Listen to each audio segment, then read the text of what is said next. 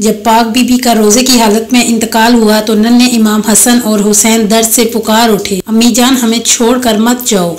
ये दर्द भरा वाक़या सुनने के बाद आपकी आंखों में भी आंसू आ जाएंगे। एक बार बीवी फातिमा रज़ी अल्लाह अन्हा घर के तमाम काम करके चक्की पीस रही थी और साथ में रो रही थी। हजरत अली रज़ी अल्लाह अन्हा घर पर तशरीफ लाए और देखते हैं कि घर के तमाम काम हो चुके हैं और फातिमा चक्की पीस रही है और साथ में रोए जा रही है। हजरत अली रज़ी अल्लाह अन्हा ने बीवी फातिमा रज़ी अल्लाह अन्हा से पूछने लगे, ऐ फातिमा तुम क्यों रो रही हो और ये पानी किसके लिए गर्म हो रहा है और इतना सारा आटा एक साथ क्यों पीस रही हो? तो बीवी फातिमा रो कर फरमाने लगी, ऐ मेरे शोर, आज मैंने एक ख्वाब देखा है कि मेरे बाबा जान किसी चीज को तलाश कर रहे हैं। ऐ बाबा हजूर, आप किस चीज को तलाश कर रहे हैं? तो मेरे प्यारे बाबा जान सरकार दो आलम सल्लल्लाहु अलैहि वसल्लम ने फरमाया, ऐ मेरी प्यारी बेटी फातिमा, मैं तुझे तलाश कर रहा हूँ। बीबी फातिमा रोकर फरमाने लगी, आज का दिन मेरा इस दुनिया में आखिरी दिन है। आज मैंने अल्लाह को प्यारे हो जाना है। आज आपका और मेरा साथ खत्म हो जाएगा। आज मेरे बच्चों के सर से माँ का साया उठ जाएगा।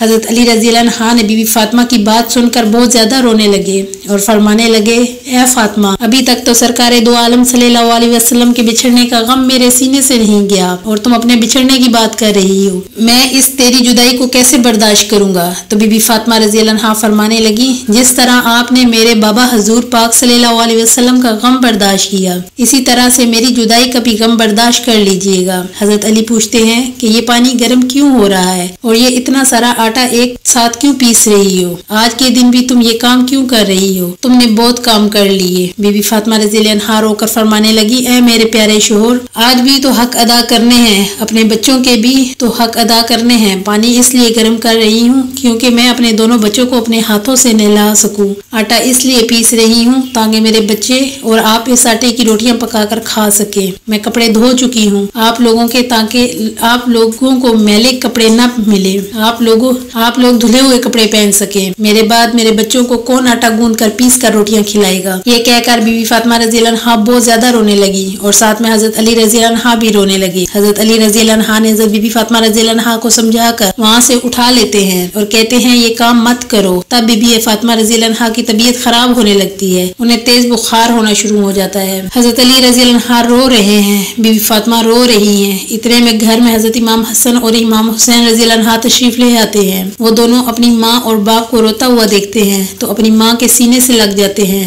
जरा सोचिए वो कैसा आलम होगा, वो कैसा मंजर होगा जिस माँ को ये पता चल जाए कि आज मैंने इस दुनिया से रुखसत हो जाना है, आज मैंने इस दुनिया को छोड़कर चले जाना है, मैंने मेरे बच्चों से जुदा हो जाना है और मेरे बच्चों का क्या बनेगा? मेरे बच्चों को कौन खाना खिलाएगा? मेरे बच्चों को कौन रोज सुलाएगा? इस माँ के दिल पर क्या गुजरती होगी? हजरत अली रज़ी अल्लाह अन्हा बहुत ही ज्यादा रोने लगे और बीबी फातिमा रज़ी अल्लाह अन्हा भी रोने लगी और अपने बाप और माँ को देखकर हजरत इमाम हसन और हजरत इमाम हुसैन रज़ी अल्लाह अन्हा भी रोने लगे और पूछने लगे, ऐ बाबा जान आप क्यों रो रहे हैं? हजरत अली रज़ी अल्लाह अन्हा खामोश रहे। वो मासूम बच्चे फिर हजरत फातिमा रज़ी अल्लाह अन्हा से पूछने लगे, ऐ अम्मी हजूर आप क्यों रो रही हैं? तो बीबी फातिमा ने फरमाया कि तुम दोनों अपने नाना जान की कब्र पर चले जाओ। हदीस शरीफ में आता है कि इमाम हसन रज़ी अल्लाह अन्हा और इमाम हुसैन रज़ी अल्लाह अन्हा प्यारे नबी सरकार दो आलम सल्लल्लाहु अलैहि वसल्लम की कब्र पर चले जाते हैं, वहाँ पर जाकर बैठ जाते हैं। तभी कब्र के अंदर से सदा आती है, ऐ मेरे प्यारे बच्चों, तुम लोग वापस अपनी माँ के पास चले जाओ। मेरे पास तो तुम लोग आते रहोगे लेकिन अपनी माँ को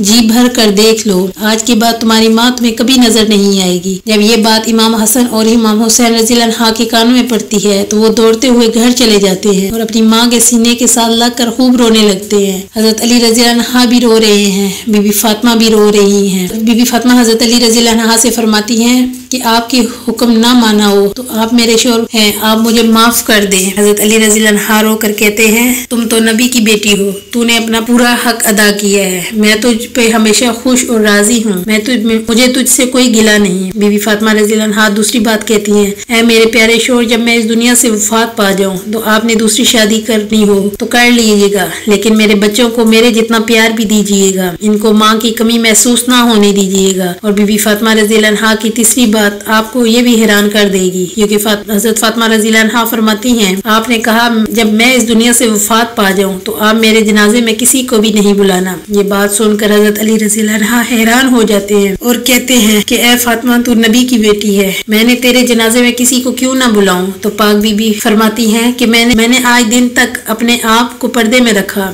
गैर मर्द की नजर मुझ पर कभी नहीं पड़ी और मैं नहीं चाहती कि मेरे मरने के बाद भी मुझ पर किसी गैर महरम की नजर या किसी गैर मर्द की नजर पड़े। जब शाम हो जाए, अंधेरा हो जाए, आप मुझे तब दफन कर दीजिएगा। ये बात सुनकर हजरत अली रज़ियल्लाहु अन्हा भी रो रहे हैं, बीबी फातिमा भी रो रही हैं, इमाम हसन और हुसैन भी रो रहे हैं। जरा सोचिए वो कैसा मंजर होगा जब मार्फत होकर इस दुनिया को छोड़कर हमेशा हमेशा के लिए जा रही हूँ और इसके बच्चे इसके पास बैठकर रो रहे हैं। ये अल्फाज कह रहे हैं कि बीबी फातिमा एक और बात कहती हैं कि मैंने आज रोजा रखा है, मेरे बाबा जान ने मेरे ख्वाब में आकर मुझे कहा है फातिमा तू सहरी कर अली के दस्तरख्वान में और अफ्तारी करना मेरे साथ, अपने बाबा जान के साथ। ये बातें कहकर हजरत फातिमा रज़ियल्लाहु अन्हा अल्लाह को प्यारी हो जाती हैं। फिर हजरत फातिमा रज़ियल्लाहु अन्हा को कफन पहनाया जाता है, इल्म का जनाजा उठाया जाता है। रवायात में आता है कि जब बीबी फातिमा का जनाजा उठाया जाता है तो एक तरफ से हजरत अली का कंधा देते हैं और दूसरी तरफ से इमाम हसन कंधा देते हैं। तभी वहाँ पर एक सहाबी पहुंच जाते हैं जिनका नाम हजरत अबू ज़र गुफारी होता है। तभी हजरत अली रज़ियल्लाहु अन्हा इनसे फरमाते हैं कि आज नबी की लाडली बेटी का इंतकाल हो गया है, एक तरफ से तुम कंधा दे दो और दूसरी तरफ से ये पाक मोतबर जनाजा उठाया जाता है। रवायात में आता है कि वो दोनों मासूम बच्चे इमाम हसन और इमाम हुसैन रो रहे थे, हजरत अली रज़ियल्लाहु अन्हा भी रो रहे थे, हजरत अबू ज़र गुफारी भी रो रहे थे और जनाजा कब्र के पास रखा जाता है। कब्र खोदी जाती, इनकी कब्र को देखते हैं जिसमें बीबी फातिमा को रखा होता है। हजरत अली बहुत ही ज्यादा रोते हैं। आप किस कदर ज्यादा रोते हैं कि आपकी दाढ़ी मुबारक तर हो जाती है, कपड़े भीग जाते हैं। हजरत अली कभी बीबी फातिमा की तरफ देखते हैं और फिर कभी अपनी बच्चों की जानब देखते हैं। ये मंजर देखकर हजरत अबू ज़र गुफारी की आंखों में भी आंसू आ जाते हैं। हजरत अबू ज़र गुफारी कब्र की तरफ देखते हुए कहते हैं, ए कब्र, तुझे पता है, क्या तुझे मालूम है ये जनाजा किसका है? ये मोहम्मद की बेटी का जनाजा है, ये अली की बीवी का जनाजा है, ये इमाम हसन और हुसैन की माँ का जनाजा है। तभी कब्र से आवाज आती है, मैं रिश्तेदार नहीं देखती, मैं अमाल नहीं देखती।